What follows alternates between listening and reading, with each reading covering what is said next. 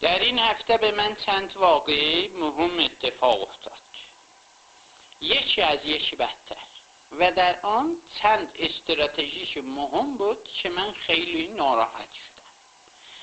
اول از همه اون رادیو اسرائیل بود که نطق ماره به خودش پخش کرده با یه آهنگ موسیقی انگار که عروسی مادر عیسی افشارونه. چند تا تبلیغات هم کردی که این صدای حسنیه، در حالی که این صدای حسنه نبود، صدای خودم بود که من هر کار بکنم مثل اون آقای حسنی نمیشم و اون آقای حسنی از همه ما بهتره، من خیلی دوستش داره. پس من به اون اسرائیل میگم ای اسرائیل خاک بر سرت که عقلت اندازه اینترنت هم نیست. تو آدمی که صدای یکی رو ورمیداری جای صدای اون پخش میکنی؟ مگر هر کسی به این دنیا برای خودش نیست؟ دنیا که من هیچ قبولش ندارم گفته هر کسی به خودش حقشه، نه به یکی دیگه. اوی رادیو اسرائیل، تو مثلا کپی رایتی؟ تو مثلا دموکراسی هستی؟ تو مثلا فکر میکنی حقوق بشری که به من کپی رایتشی گرفتی نمیدی؟ اون رادیوت جمع کن، حقت هر چقدر با سنج بزنن سرت. ایشالله اون یاسر عرفات تو رو بکشه با اون رادیوت. من خودم 10 تا رادیو داره، همش ژاپنی. اون وقت تو خودت میگی من رادیو هستم.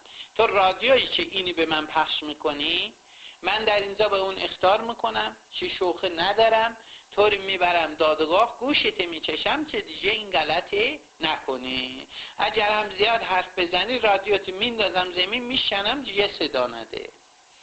دومون لقمان بود که از زندان آزاد شد و البته من مخالف هستم. میگم اگر زندان میکنی چرا آزاد میکنی؟ اگر آزاد میکنی چرا زندان؟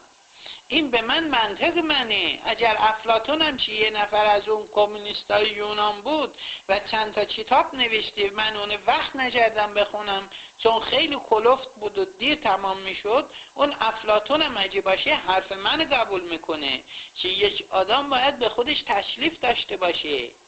یعنی چی؟ که اون ابستراسیون داشته باشی، اینترنت داشته باشی، کامپیوتر داشته باشی، من نداشته باشم.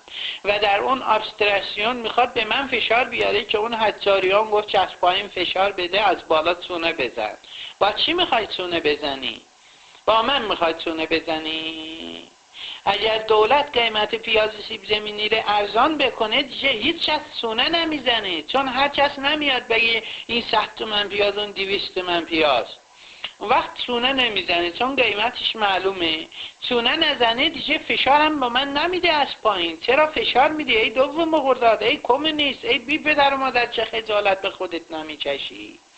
به من فشار میاری، برو به خودت فشار بیار. سومین مسابقه